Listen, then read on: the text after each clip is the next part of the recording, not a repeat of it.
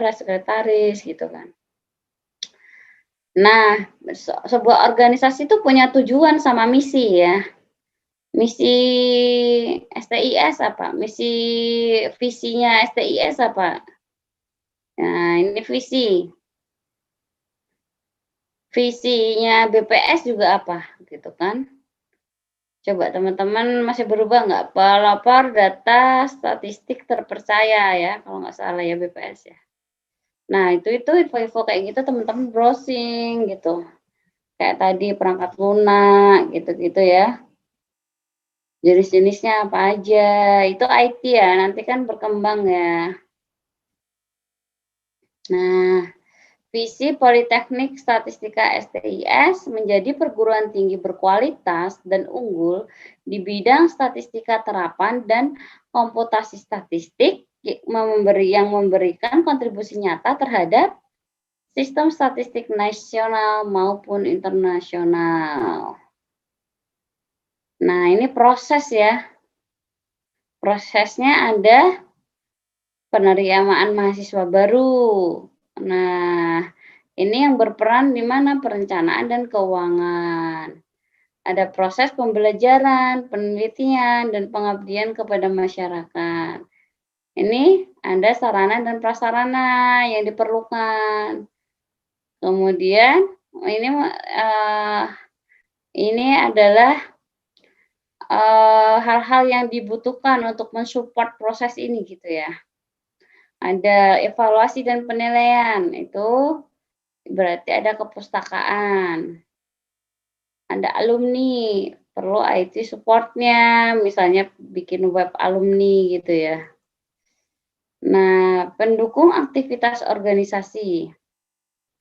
Ini aktivitas, namanya organisasi kan setiap orang peran di dalamnya kan saling berinteraksi gitu ya, ada aliran barang dan aliran informasi. Aliran barang misalnya kalau kita lagi, kuliah ini ya, offline gitu kan, di kelas tuh kan ada mungkin apa, yang, barang yang ini ya, kalau dulu misalnya distribusi viewer gitu ya, pengembalian viewer, kalau sekarang kan mungkin udah di kelas ya. Kalau dulu viewer dipakai ini, bareng-bareng gitu ya, waktu saya dibalikin dulu, dipinjam lagi sama ketua ketua kelasnya gitu ya. Nah, informasi juga, informasi ini penting gitu dan cepat gitu ya. Misalnya ada informasi lomba gitu ya, atau seminar gitu kan, disampaikan sampai ke mahasiswa alirannya bagaimana gitu kan. Kemudian ini aliran informasi itu membuat perencanaan, mengkoordinasikan pekerjaan.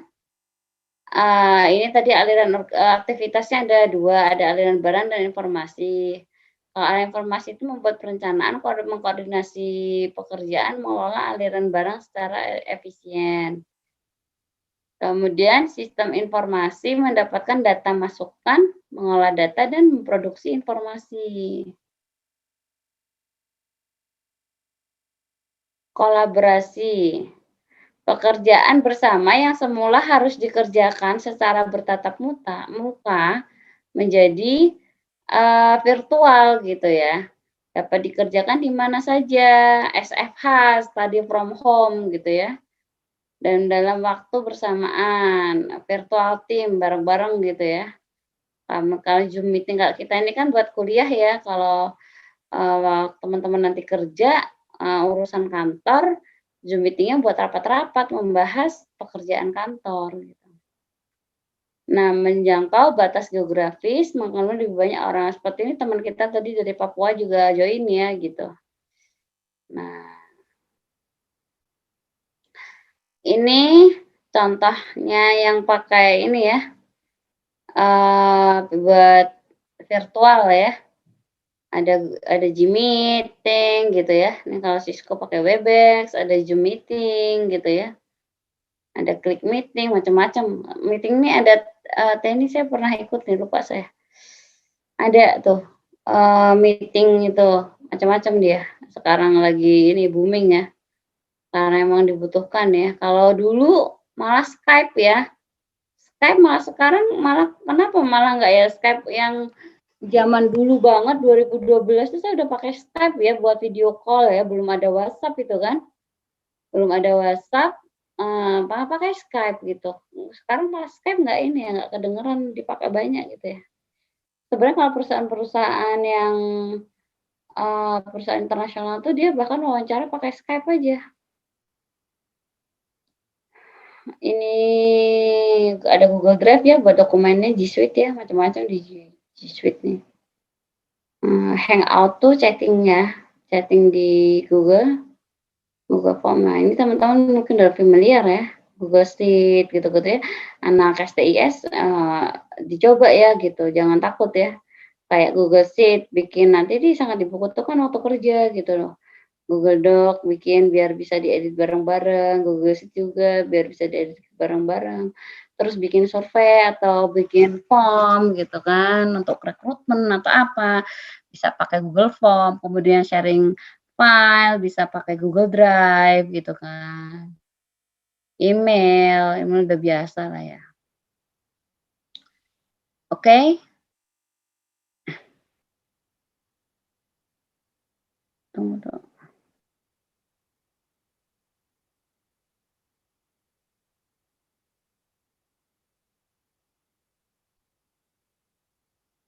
Oke, silahkan.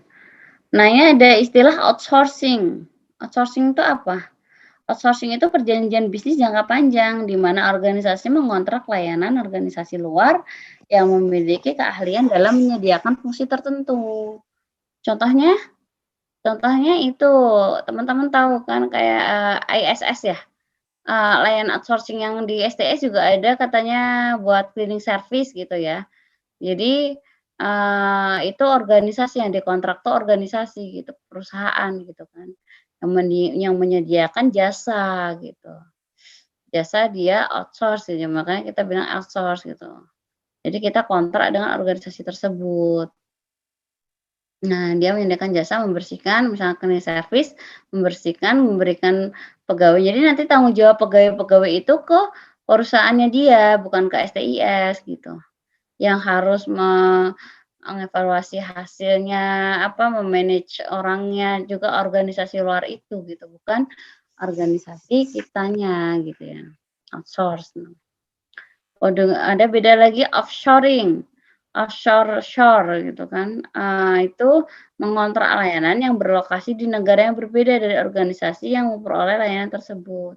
Beda negara ya, shore tuh biasanya apa disebutnya, beda apa ya, pantai apa ya, beda beda ini gitu ya, beda negara gitu ya.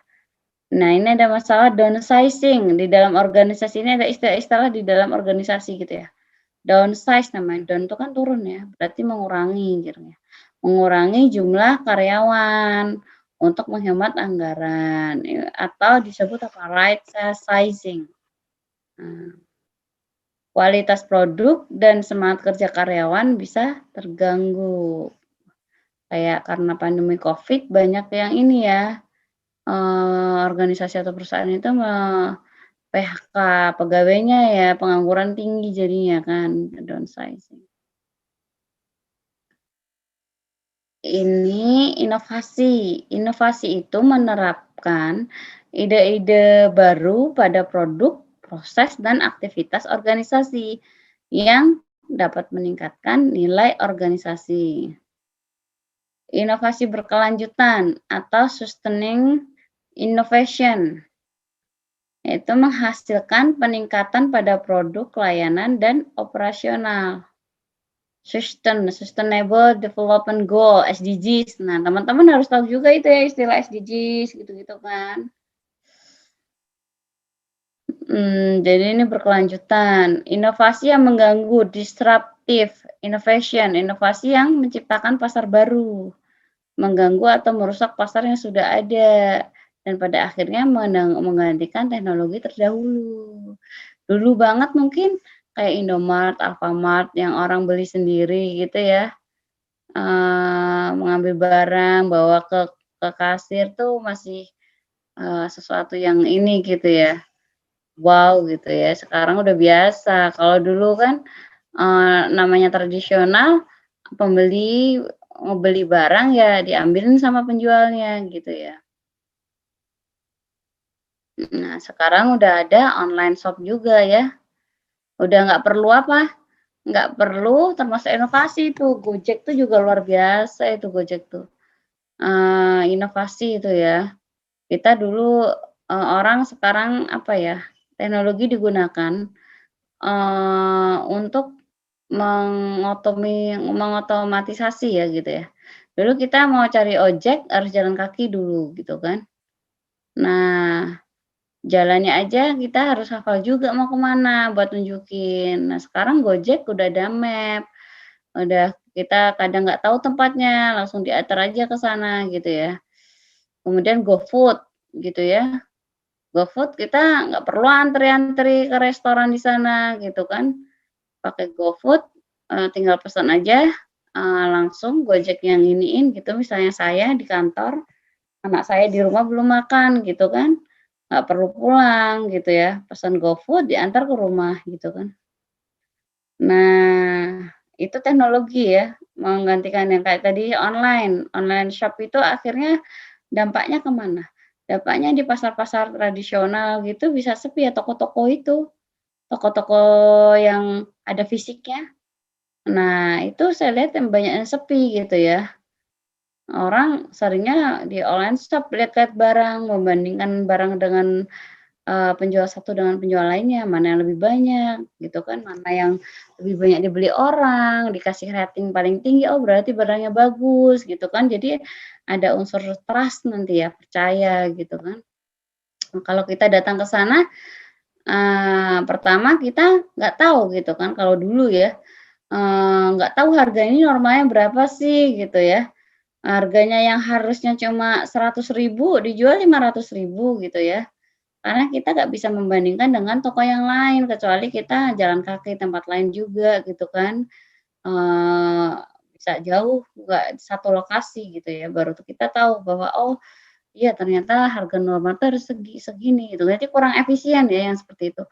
Nah kalau di online shop kita udah tahu gitu kan, oh harganya tuh memang segini sih rata-ratanya gitu, jadi nggak mungkin terlalu mahal gitu ya, cuma akhirnya kasihan kasihan tuh penjual-penjual yang, tidak mengerti teknologi ya, gimana menjual barangnya ke Shopee, ke online shop yang lain gitu kan. Nah bahkan toko-toko yang di online shop itu mungkin nggak punya fisik toko ya, mungkin cuma punya gudang atau bahkan barangnya di rumah ya tinggal dikirim gitu kan. Jadi dia lebih menghemat kan, menghemat inovasi namanya, menghemat tempat.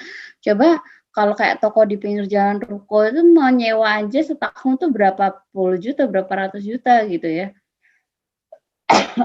Sorry, lanjut ya.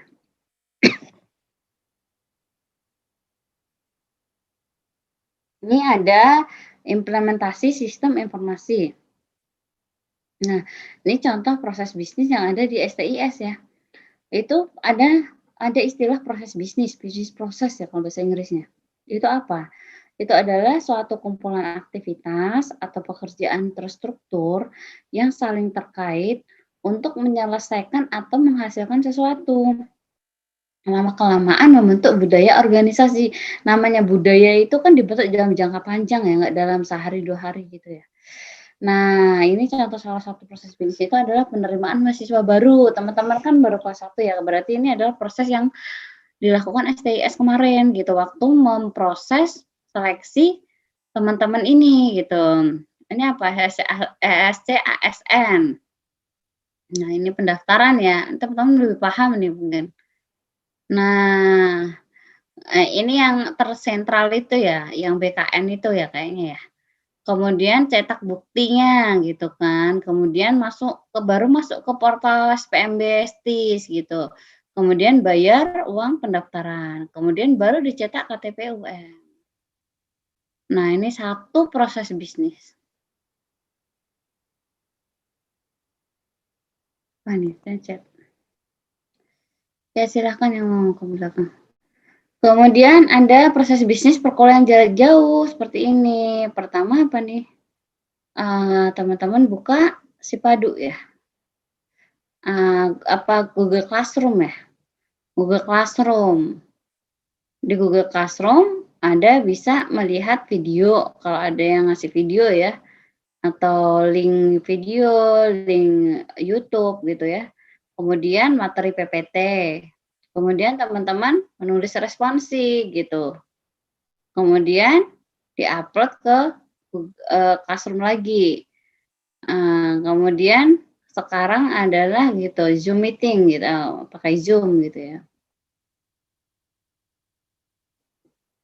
Nah, perubahan proses di bisnis.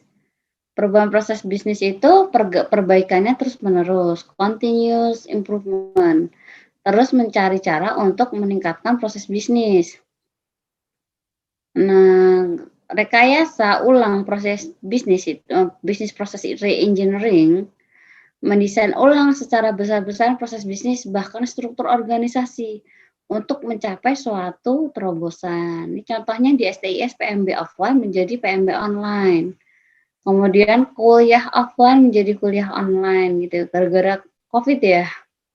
Sedih gitu ya, tapi semakin banyak orang menggunakan teknologi jadinya ya.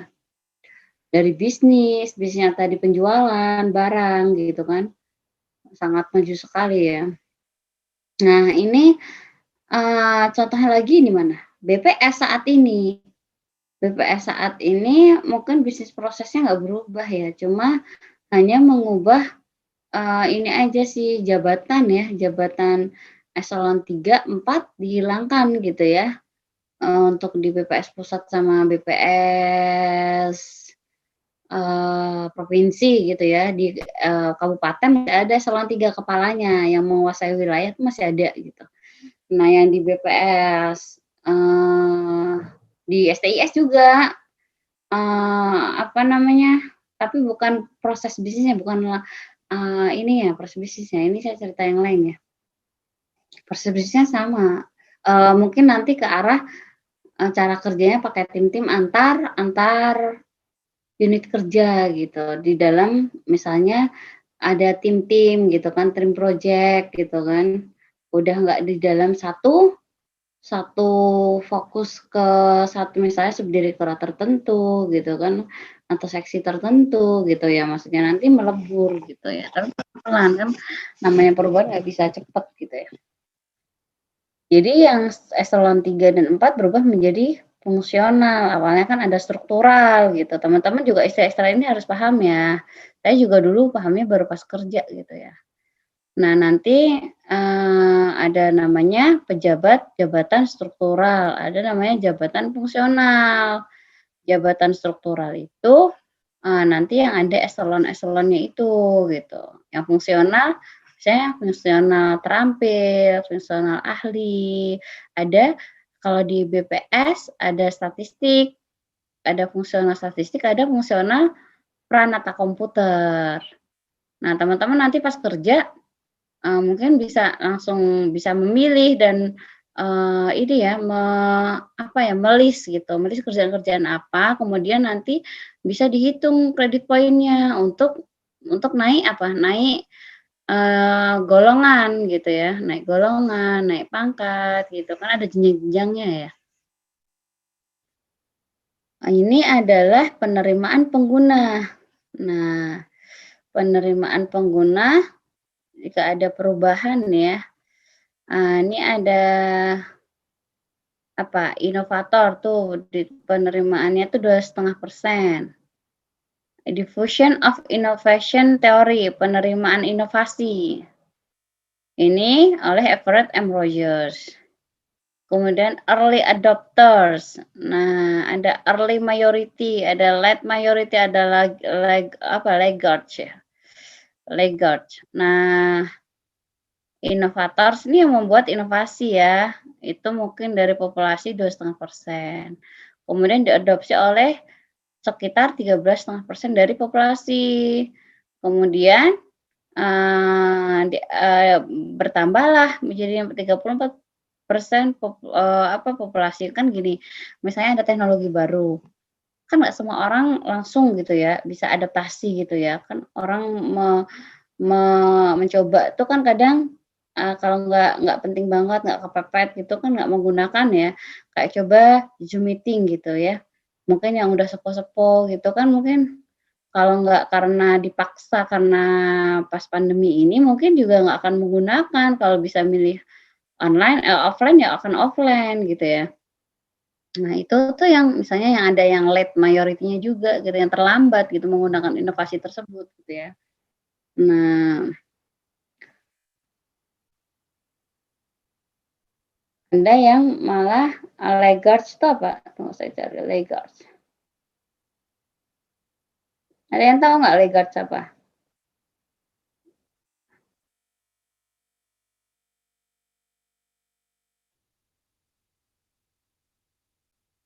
Yang paling akhir, nah yang lebih bersifat tradisional tadi gitu, yang paling akhir menggunakan inovasi. Nah teman-teman cari ya ininya gitu, teori ini tuh seperti apa sih penjelasannya lebih lengkap gitu ya. Teman-teman kan udah sekarang kan udah posisinya di perguruan tinggi gitu ya.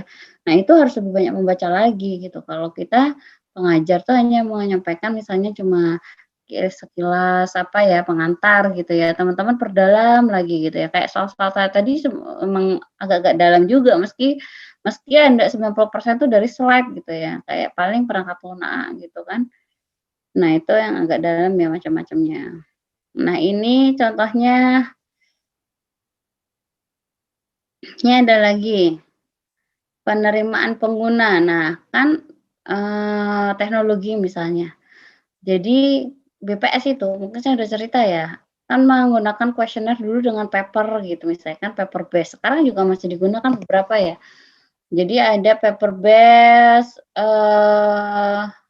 kuesioner gitu ya, kuesioner berbasis paper, kertas. Nah terus sekarang, diganti, karena pandemi juga dan untuk mempercepat menggunakan teknologi informasi menggunakan apa, Kepi. Kepi itu seperti aplikasi nanti yang diinstal di Android pakai HP atau tablet gitu ya, atau Kewi. Nah, Kepi itu singkatan apa? Computer Assisted Personal Interviewing. Nah, atau Kewi. Kewi itu apa? Computer Assisted Web Interviewing. Jadi kalau Kepi itu pakai personal, pakai alat alat ini gitu ya, HP gitu ya, tablet. Nah, kalau Kewi dia pakai web browser gitu ya. Nah, jadi orang kan beralih nih dari misalnya paper kayak petugas survei awalnya menggunakan kertas, wawancaranya menggunakan kertas. Sekarang dia wawancara menggunakan handphone, menggunakan tablet gitu kan. Nah, itu bisa kita ukur gitu dengan menggunakan ini model penerimaan pengguna. Teknologi acceptance model, model penerimaan teknologinya gitu. Misalnya dengan paper melihat perbedaannya, dengan kuesioner yang sama di kertas dan juga di, HP tadi. Nah, misalnya kualitas datanya gimana gitu kan, terus waktunya juga gitu ya, mmm, waktu, terus apa ya, nah ini ada external variable, ada perceived usefulness, ada perceived ease of use. Nah ini coba nanti teman-teman, browsing ya, baca ya gitu, step-step ininya ya. Attitude forward using, ada behavior intention to use, actual system use, apakah banyak error gitu, apakah malah, misalnya variabelnya, data yang dihasilkan banyak error gitu kan, nggak lengkap misalnya kan, atau kualitasnya lebih menurun gitu kan. Atau gimana gitu ya. Nah ini bisa diukur dengan teknologi acceptance model. Nah perubahan, change ya, BPS pernah dengar nggak, startup cerdas ya, statistical apa startup cerdas? Itu adalah change and reform. Jadi kayak, bentukan yang reformasi birokrasi itu ya gitu, salah satu itunya. Nah reformasi birokrasi itu kan pemerintah Indonesia ya. Nah BPS juga melakukan, reformasi birokrasi.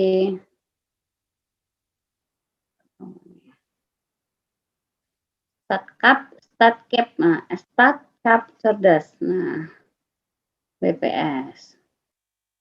Itu adalah salah satu bentuk dari reformasi birokrasinya BPS ya.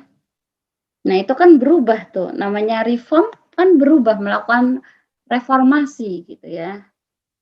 Nah, ini ada tunggu, teman-teman juga harus baca ya, untuk ini memperbanyak ilmu pengetahuannya gitu. Jadi IT itu nggak hanya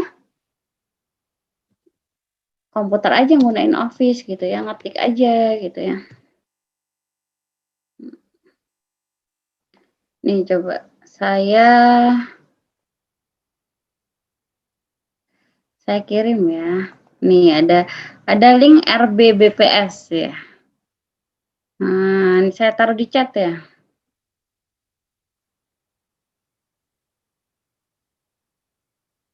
Nah, teman-teman baca-baca ya. Nih, misalnya nih ya. Nih, ada website sendiri, reformasi birokrasi. Nah, kan reform ya, berubah ya. Reformnya tuh di BPS mau ngapain gitu ya. Ini yang dulu Startup Cerdas ya, 4 pilarnya gitu.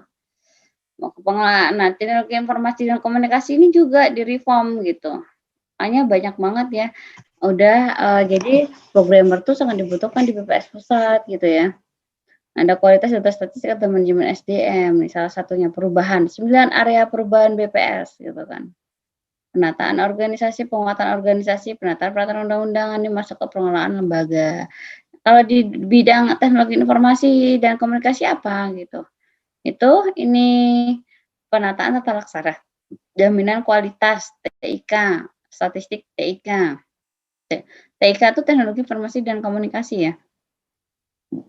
Kemudian peningkatan kualitas pelayanan publik. Nah, BPS itu kan apa namanya, organisasi pemerintah gitu ya. Kita kan ini lembaga pemerintah gitu, non departemen gitu ya. Jadi kita menghasilkan apa? Servis, layanan gitu, itu paling penting ya.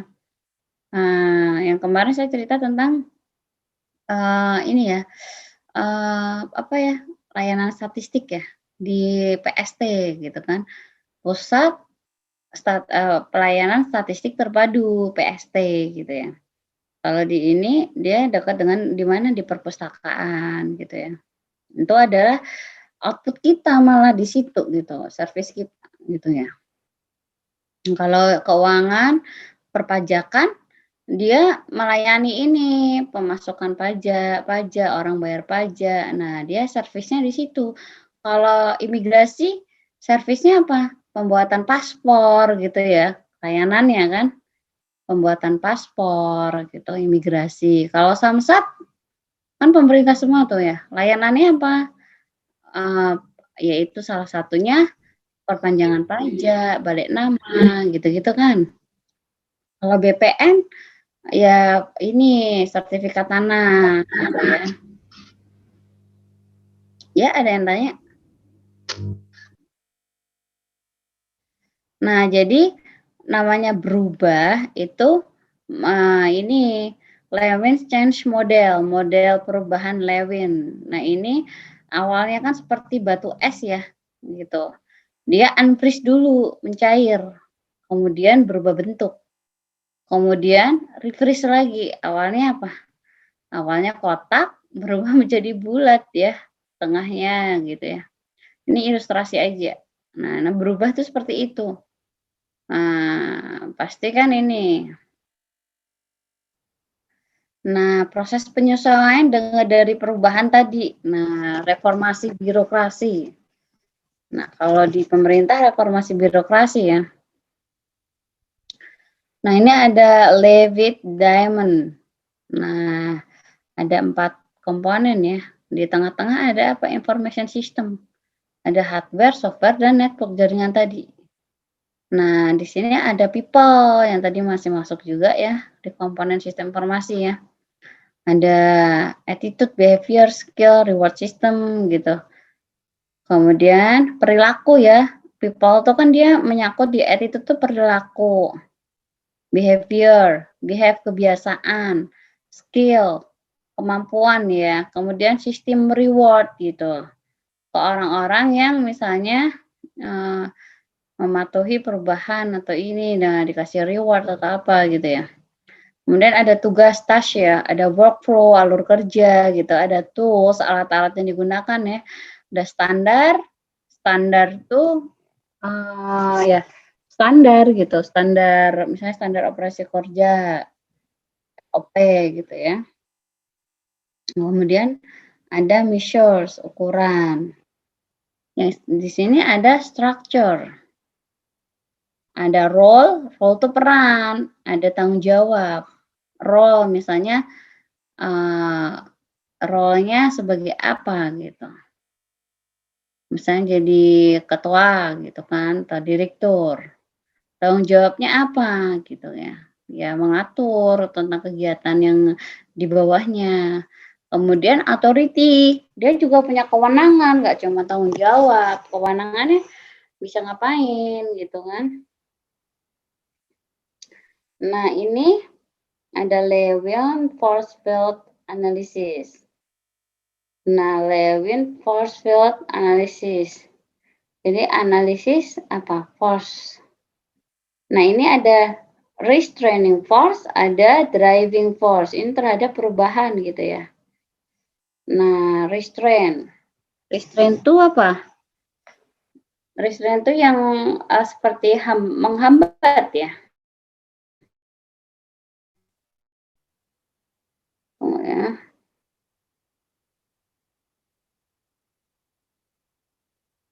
Yang menghambat gitu ya. Driving force itu yang pendukung perubahan tersebut gitu ya. Salah satunya yang restraining force itu apa? Fear of lost job. Jadi ada ketakutan kehilangan pekerjaan gitu. Misalnya udah otomatisasi dengan apa? Dengan alat yang awalnya berapa orang gitu kan berubah gitu kan dia takut kehilangan pekerjaan gitu. Kemudian yang lainnya uncomfortable with change in job. Jadi nggak nyaman dengan perubahan kerja gitu. Misalnya awalnya kita PJJ ya apa offline jadi PJJ gitu jadi nggak nyaman. Ada lagi require training. Nah, menggunakan Zoom misalnya kan atau software tuh butuh pelatihan gitu ya. Nah, kayak kayak tadi di bidang bisnis, dia juga melatih itu pegawai-pegawainya ya menggunakan IT misalnya lebih ke arah online juga ya, apa ya, kayak di pemerintah kan sekarang bayar pajak online gitu-gitu kan ya itu kan otomatis harus ada operatornya gitu ya, yang dulu mungkin langsung menangani orang datang ya. Nah sekarang dia by aplikasi gitu. Nah itu kan juga harus diproses gitu ya. Nah pemrosesan itu kan butuh training ya gitu, namanya perubahan ya. Kemudian ada distrust of project team. Nah, jadi ada ketidakpercayaan gitu pada tim project. Sedangkan driving force-nya ada keuntungan, ada manfaat untuk organisasi gitu perubahan itu. Kemudian menyediakan kesempatan untuk perform kerja gitu dengan cara yang baru dan menarik gitu. Kemudian akan meningkatkan produktivitas gitu, productivity and enable me to better serve our customer gitu. Akan meningkatkan produktivitas kita dan juga bisa membuat layanan kita itu lebih baik gitu kepada pelanggan. Nah, ini adalah sumber daya manusia bidang sistem informasi gitu. Sumber daya manusia ya.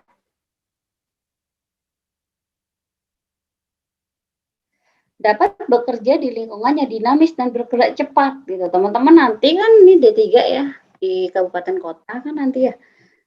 Itu kemungkinan besar gitu ya, mungkin sebagian besar ya. Itu harus ini apa multitasking ya. Kan karena di kabupaten kota tuh kan banyak kegiatan, survei-survei, overlap gitu ya, bareng-bareng pada satu minggu misalnya itu ada 3 survei yang bersamaan gitu kan. Nah, itu harus bisa mengatur waktu gitu ya, kan berubah tuh. Maksudnya kan awalnya nggak yang sehari satu aja yang dikerjakan gitu, tapi banyak gitu kan. Kemudian dapat memenuhi deadline dengan tak terduga. Nah, jadi apa, kadang insidental, tiba-tiba ada survei nih baru, cepat, nah gitu, ini harus selesai seminggu. Nah, kita harus bisa manage waktu agar deadline-nya, bisa terpenuhi. Memiliki keterampilan komunikasi yang baik. Nanti teman-teman di dunia kerja, beda dengan waktu kuliah. Kalau kuliah kan teman-teman hanya berinteraksi dengan apa, dengan buku, kebanyakan loh maksud saya ya. Makanya organisasi itu kenapa penting gitu ya. Organisasi itu penting karena melatih teman-teman nanti waktu di dunia kerja gitu ya.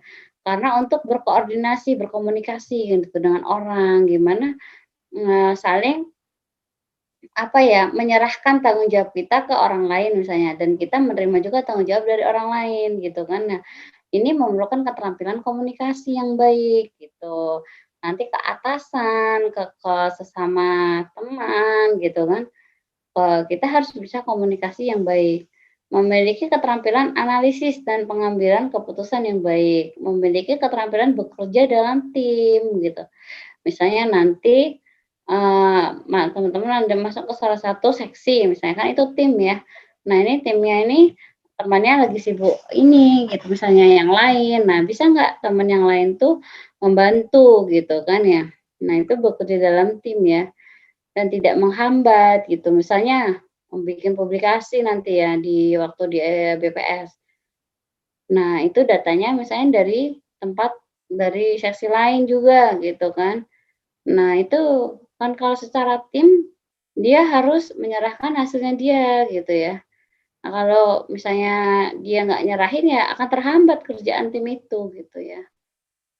Nah, mahir dalam menerapkan perubahan organisasi. Kemudian tidak berhenti belajar dan dapat mengikuti perkembangan teknologi yang berubah dengan cepat. Nah, kayak sekarang ya, istilah-istilah baru tuh bermunculan gitu ya.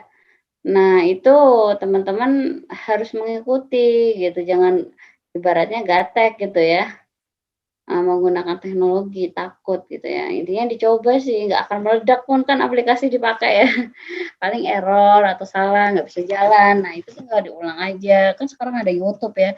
YouTube, Google, nah browsing. Saya aja juga belajarnya browsing, saya lihat YouTube gitu misalnya menggunakan software apa gitu kan.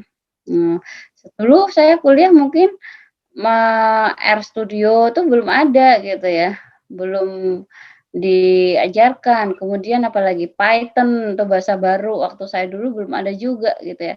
Tapi ya sekarang saya belajar juga gitu loh. Kemudian kemampuan teknis. Nah, itu salah satunya kemampuan untuk menganalisis data terstruktur dan tidak terstruktur, kemampuan merancang membangun aplikasi, keterampilan pemrograman dan pengembangan aplikasi dalam manajemen proyek, nah dan seterusnya ya. Ada cloud computing tentang jaringan. Nah ini, di bidang IT ya, teknis di bidang IT. Ini teman-teman yang berminat di komputer ya, silahkan ya. Bisa kok sebenarnya komputer tuh autodidak gitu ya, maksudnya dipelajari juga gitu. Anak saya sekarang kelas SD ya, kelas 5 dia les programming buat SD itu pakai apa, Scratch, pakai Tinker gitu ya. Terus dia sekarang ini aja, browsing aja di YouTube itu aplikasinya. Misalnya apa, membuat game Scratch, misalnya game apa gitu, dia ikutin aja dari YouTube itu, gitu ya. Nah, intinya, bisa dipelajari otodidak gitu. Nah, ini ada oke, yang ke belakang silahkan atau mau istirahat dulu sebentar? Istirahat dulu ya, sampai jam 11.45 ya? 8 menit aja ya? Atau 10 menit lah, sampai 47. Oke, teman-teman yang mau minum ke belakang silakan. Ya.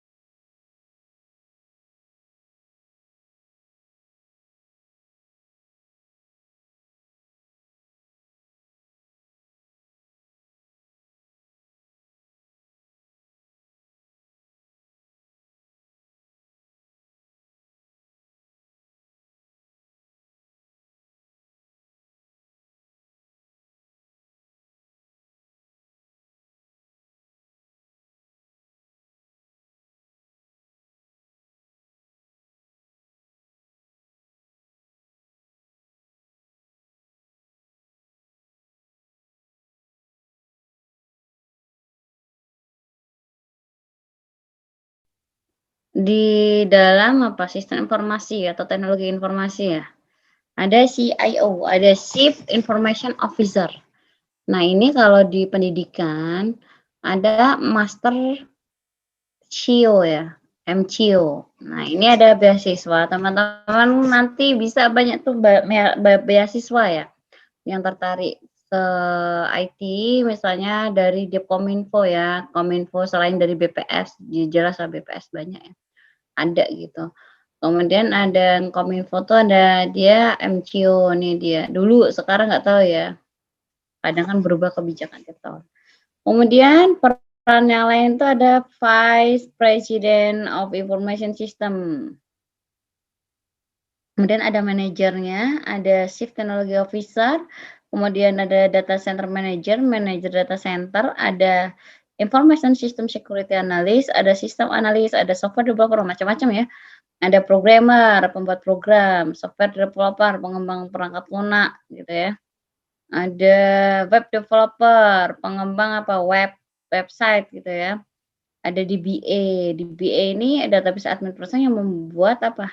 Bertugas dia dalam pembuatan database gitu ya, struktur database-nya, merancang database-nya gitu ya.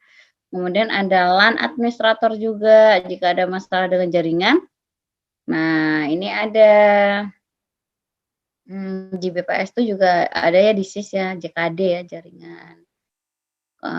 Ini yang mengurusi apa, perangkat-perangkat ini. Kemudian sistem operator, operator sistem. Ada operator itu pengguna biasanya ya, yang menggunakan ada sistem support spesialis. Nah, ini mungkin teman-teman bisa cari fungsinya itu apa sih gitu di dalam, sistem informasi gitu. Kemudian ini, contohnya nih perancang survei, survei designer. Nah, ini kalau di BPS ya, menjadi tenaga ahli yang menguasai metode perancangan kegiatan survei, sensus. Jadi teman-teman kan ada metode survei ya. Nah, ada analis statistik, statistical analyst, menjadi tenaga ahli dalam melakukan analis data dengan menggunakan metode statistika, analisis. Jadi mengolah data ya, kemudian menganalisis gitu ya. Data ini diolah misalnya dengan SPSS, dengan ini, terus kemudian dianalisis, antar variabelnya, apa sih ininya gitu ya, apa sih analisis yang bisa disimpulkan dari data ini setelah diolah gitu kan. Misalnya hubungan antar variabel, apakah pendidikan itu, mempengaruhi, tingkat pendidikan, misalnya mempengaruhi pekerjaan seseorang, misalnya ada yang jadi pegawai buruh atau pengusaha gitu ya, atau pekerja-pekerja pertanian gitu tuh didominasi level pendidikan apa sih gitu, ada pengaruh nggak sih, signifikan nggak? Nah, itu dianalisis data ya. Teman-teman nanti belajar di metode statistik gitu juga kan, analisis multivariat gitu ya, analisis runtun waktu, nah itu ya analisis statistik ya. Nah, ini yang paling sekarang trending nih teman-teman, ada namanya ilmuwan data, data scientist. Nah, data science, sains data, teman-teman dapat nggak itu mata kuliah itu tuh bagus banget tuh, silakan teman-teman pelajari betul-betul gitu ya. Nah, itu kalau teman-teman berminat nanti, ini nanti arahnya bisa ke mana? Data science ke arah machine learning, ke arah apa lagi? Artificial intelligence gitu. Nah, ini ilmuwan data ini memiliki keahlian untuk melakukan analisis dan interpretasi data dalam jumlah besar. Biasanya menggunakan apa? Big data ya. Data science. Kemudian ada data engineering, data engineer. Jadi perekayasa data. Memiliki keahlian dalam pengembangan Nah, menggunakan teknik pemrograman lanjutan, sistem tertulis dan pipeline data.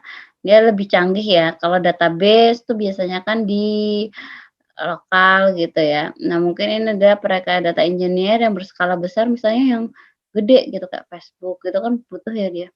Gojek gitu kan, pasti besar sekali itu, gimana datanya nggak hilang, gimana bisa apa ya, me-manage segitu banyak data gitu kan, jutaan pasti kan yang menggunakan aplikasi itu kan sampai miliaran orang gitu ya. Nah ini ada lagi merancang perancang sistem, sistem engineer, en sistem designer, sorry.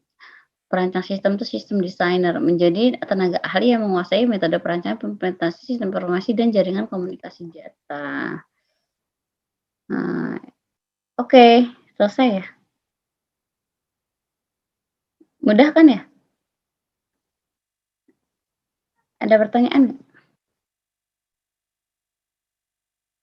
Kita diskusi PR ya? Saya mau minta ke Muhammad Rifki, Muhammad Razak, Muhammad Razak ya, ada? Muhammad Razak ada? Oke, share screen dong. PR.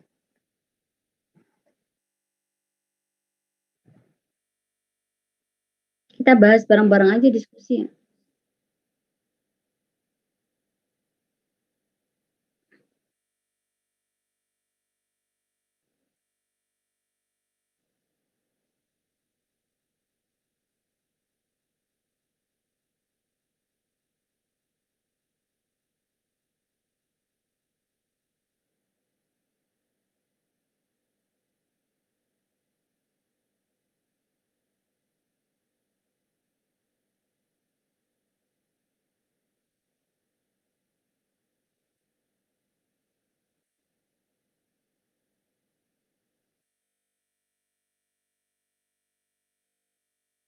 Saya matiin video, silakan share screen aja.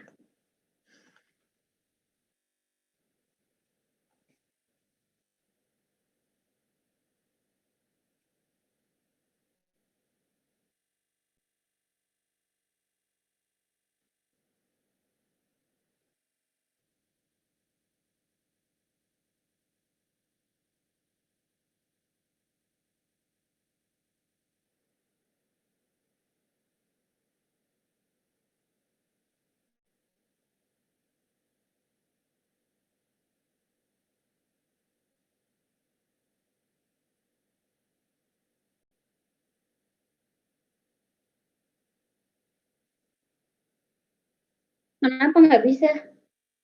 Tuh mau tuh, udah mau tuh. Videonya matiin aja dulu nggak apa-apa.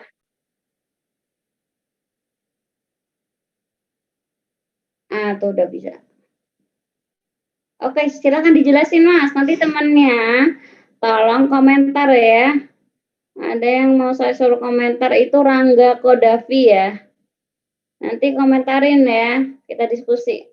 Sama yang lain juga boleh. Ya silakan Mas.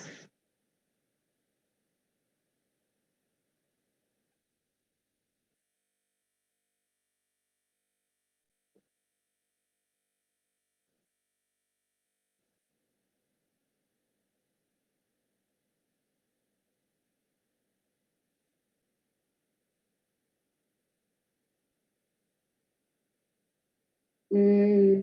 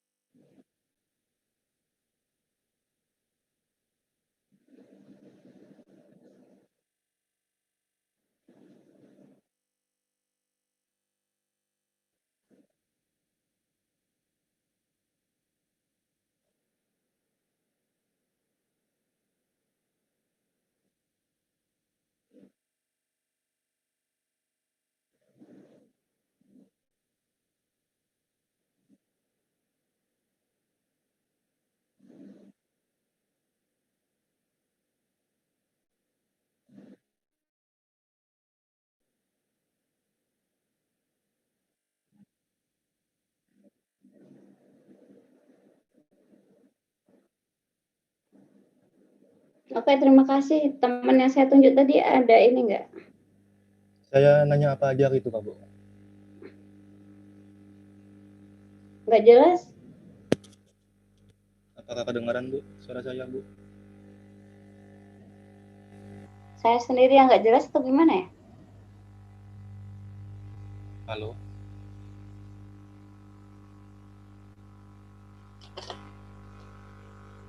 Apakah sudah terdengar, Bu?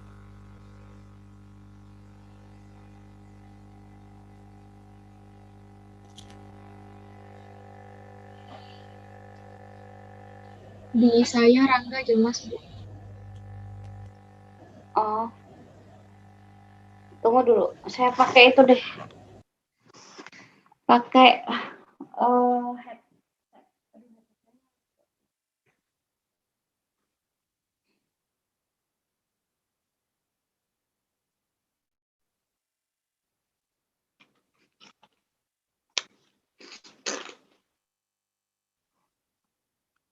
Oke, apa pertanyaan tadi?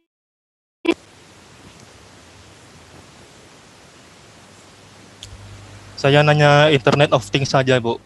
Oh, Itu penjelasannya seperti apa ya? Kenapa kayak e-learning dan sebagainya itu termasuk di Internet of Things? Itu aja, Bu, pertanyaan saya, Bu. Itu yang tadi presentasi siapa namanya? Apa jawabannya? Sepengetahuannya apa?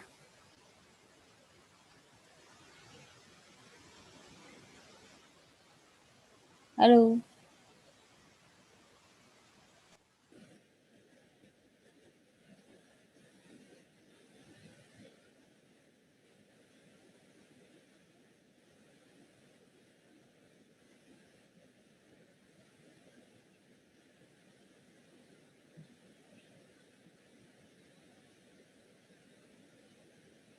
Terus ya, terus.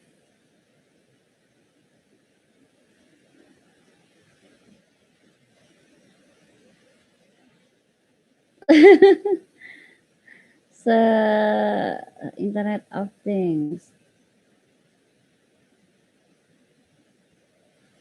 Ada yang lain nggak yang bisa komen? Siapa?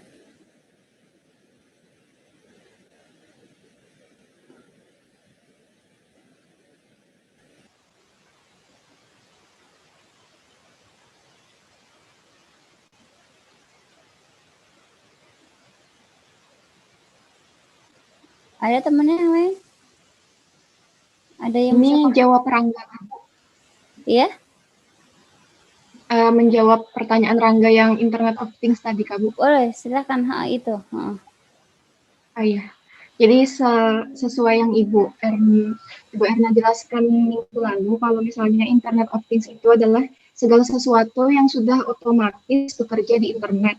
Jadi di mana objek tertentu itu punya kemampuan mentransfer data lewat jaringan tanpa membutuhkan bantuan manusia ke manusia ataupun dari manusia ke perangkat komputer. Jadi sudah otomatis bekerja di sistem internetnya gitu, Bu. Nah, ini contohnya benar nggak yang dari Mas Muhammad Rifki ini? Gimana Mbak Fariza?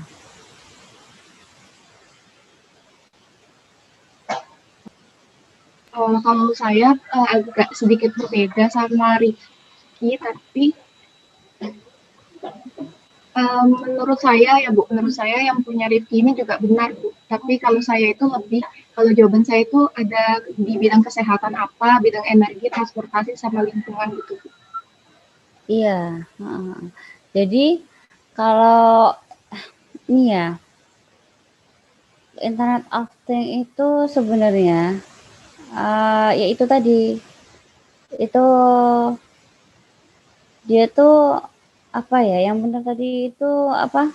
Lah, susah saya juga ngomongnya. Yang penjelasannya Feriza tadi betul, itu kan yang udah dari bahan kita ya. Nah, contohnya ini yang maksud saya tuh, yang bikin kita semua bingung ya. Nah, Internet of Things itu kalau dibahasakan kan segala sesuatu yang ada di internet gitu ya. Nah, emang contoh-contohnya itu adalah seperti rumah pintar gitu ya.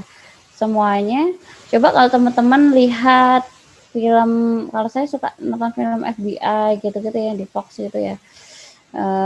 di mana, itu kan kayak apa coba, sistem kendali pesawat ya, itu kan bisa ini dikendalikan secara dengan internet kan, software pilot itu, pilot yang otomatis tuh dia menggunakan komputer itu kan, arahnya apa, ininya jalurnya gitu kalau dia pakai pilot otomatis. Jadi kemarin film yang saya tonton tuh dia bisa ada hacker yang bisa ini memasuki sistem itu dan bisa menjatuhkan pesawat itu gitu. Karena dia terhubung dengan internet tadi gitu ya. Nah, sistem itunya, nah ada juga perusahaan apalagi contohnya mobil yang autopilot kan, itu kan autopilot juga tapi pesawat gitu ya, itu Internet of Things contohnya ya. Kemudian, nah ini kan kebanyakan yang Internet of Things tuh yang terhubung, device-device yang terhubung dengan komputer atau perangkatnya gitu kan, dan bisa dijalankan secara otomatis gitu ya sebenarnya ya, bahasa gampangnya ya.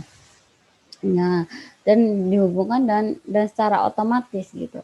Nah, kalau e-learning, distance learning ini saya juga maksudnya dia masuk nggak sih gitu ya, dia memang terhubung internet ya, cuma masih butuh apa, peran dari manusia gitu ya. Iya kan? Peran dari manusia gitu. Nah, kalau maksudnya dalam mengakses, kalau manusia menggunakan tuh masih dalam menggunakan itu masih diperankan oleh manusia gitu secara manual ya. Kalau kayak autopilot tuh kan pilotnya bisa nggak ngapa-ngapain gitu, iya kan? Disetting aja di komputernya, disetting di komputernya gitu kan. Kemudian dia bisa tetap terbang sesuai jalur yang udah ditentukan gitu ya. Kayak mobil juga Tesla autopilot tuh. Nah, itu kan sebenarnya juga terhubung di internet ya. Atau terprogram lah di situ otomatis gitu ya. Nah, mungkin yang lebih tepat yang seperti itu maksud saya. Yang dia semua serba otomatis. Kemudian seperti apa lagi? Pagar otomatis itu, rumah smart house gitu ya. Rumah pintar gitu kan. Waktu pakai sensor dia gitu. Kalau kayak pakai sensor. Misalnya mobil pemiliknya udah dikasih sensor yang jika mendekati berapa meter ke gerbangnya langsung terbuka gitu ya, atau pakai remote gitu ya. Jadi nggak perlu orang tuh mencet-mencet tombol lagi gitu maksudnya, yang atau apa kayak kalau tadi kayak autopilot itu dia kan benar-benar nggak perlu ini gitu ya, memegang drive apa ya, setirnya gitu kan. Nah ya, terus apa lagi, lampu lalu lintas kalau di luar negeri kan. Itu karena saya kebanyakan nonton film-film itu ya di negara maju ya. Nah, jadi kalau mau bikin crash, programmer tinggal sabotase aja itu sistem lalu lintas itu gitu kan. Masuk lewat internet, kemudian masuk ke jaringan dia gitu ya. Kemudian diubah aja gitu kan. Merah hijau ininya diacak-acak gitu kan, ketabrakan di mana-mana. Nah, ya emang rentan jadinya yang Internet of Things yang otomatis ini tadi gitu. Oke ya, paham ya teman-teman ya? Nah, coba nanti kita pending dulu yang masalah e-learning medicine. Kalau menurut saya kurang sih gitu Internet of Things yang, karena pada definisinya kan dia tanpa peran manusia ke manusia gitu kan. Nah, kebanyakan yang otomatis gitu. Nah, itu salah satu contohnya ya.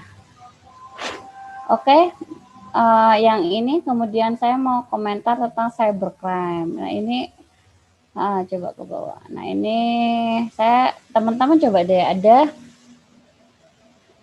Nah, ini saya udah tahu juga di internet ya. Nah, ini kan bahasa yang carding tuh dia kadikat. Nah, ini yang baru juga nih. Saya sering ikut kursus, teman-teman coba juga ikut kursus tentang cyber security ya, gratis ya, untuk mendapat ilmunya ya.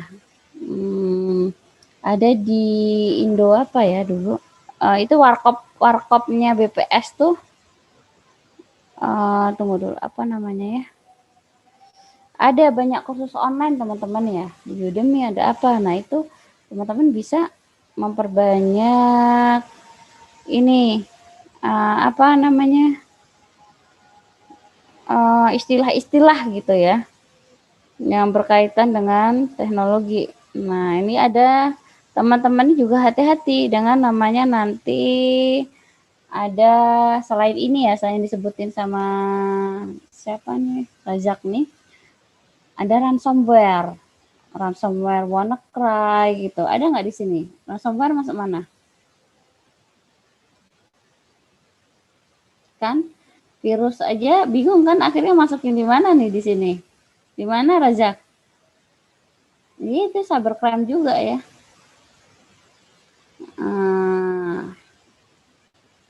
Unauthorized access to computer system. Ini hacker ya. Nah, virus itu juga cyber kriminal ya, kriminal cyber ya. Nah, teman-teman kalau udah kena virus ransom, makanya itu dibilang WannaCry. Emang beneran mau nangis. Dia enggak virus biasa gitu. Jadi dia mengubah pakai enkripsi gitu, mengenkripsi file. Jadi ibaratnya file kita misalnya seperti bentuknya kedelai gitu ya. Itu diubah dia, diproses menjadi tahu gitu. Beneran merubah file gitu ya. Nah, dan itu kalau udah di delete file atau kemudian ekstensinya diubah sama dia, itu susah banget balikinnya. Saya pernah salah satu komputer kami pernah kena dulu. Nah itu makanya perlunya ada backup ya. Backup tuh penting sekali. Nanti teman-teman ngerjain tugas skripsi, nah, tugas karya akhir gitu ya, tugas akhir. Nah itu salah satu kejahatan komputer juga yang sederhana ya, virus gitu ya.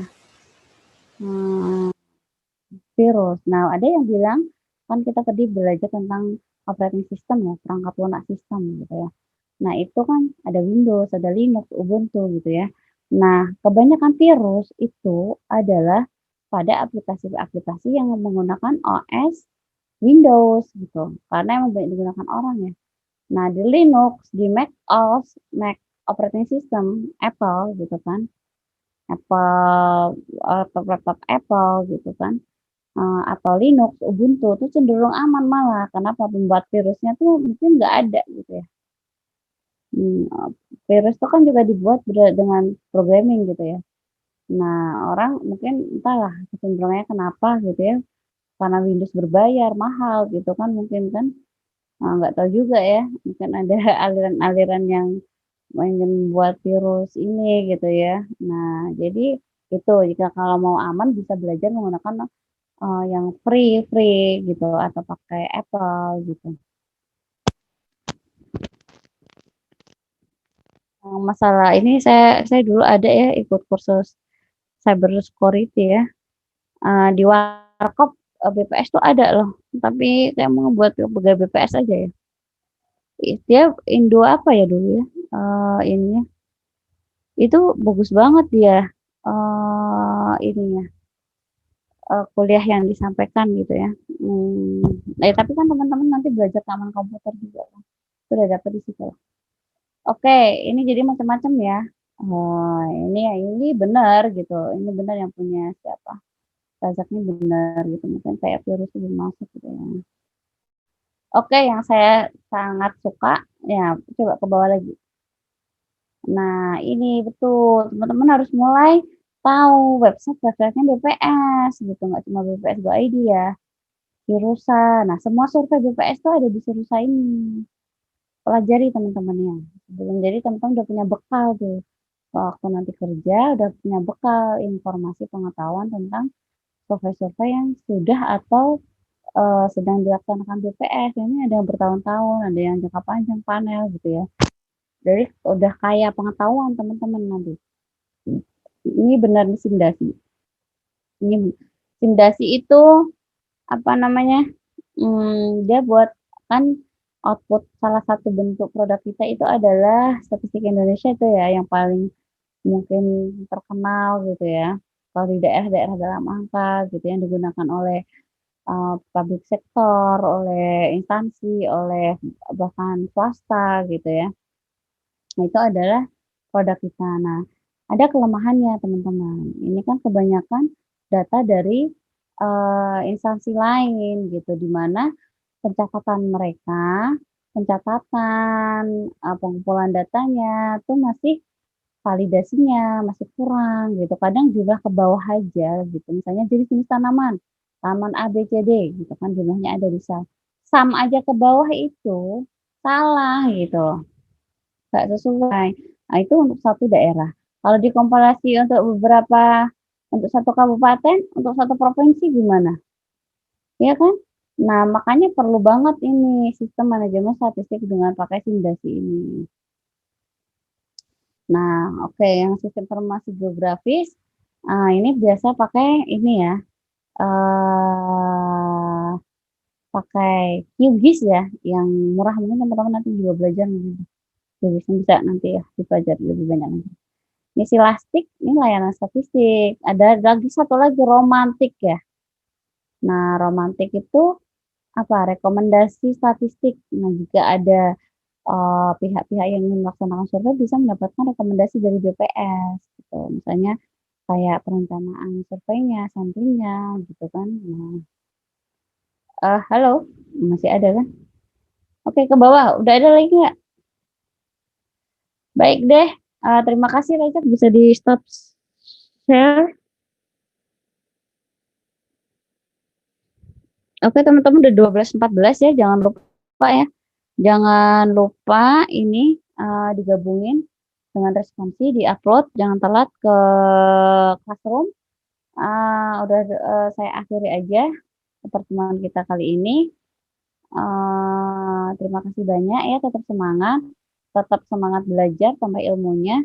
Saya bingung, saya masih tahu cowok-cowok yang rambutnya panjang ini ya.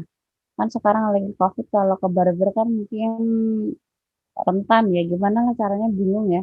Cuma ada instruksi kita harus mengecek gitu untuk non-akademis, pelanggaran-pelanggaran yang udah diatur gitu ya, yang nggak boleh rambutnya panjang, harus 321. Nah, ini gimana gitu, saya juga bingung juga.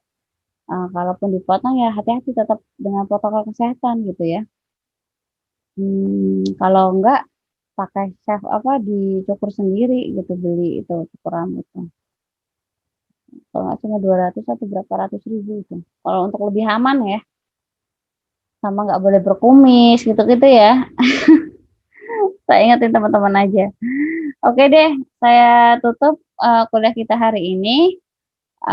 Terima kasih, semoga ilmu bermanfaat, semoga teman-teman mendapat manfaatnya juga. Oke, alhamdulillahirrahmanirrahim. Selamat siang. Wassalamualaikum warahmatullahi wabarakatuh. Waalaikumsalam warahmatullahi wabarakatuh. Terima kasih, Bu. Makasih banyak. Sama-sama, makasih.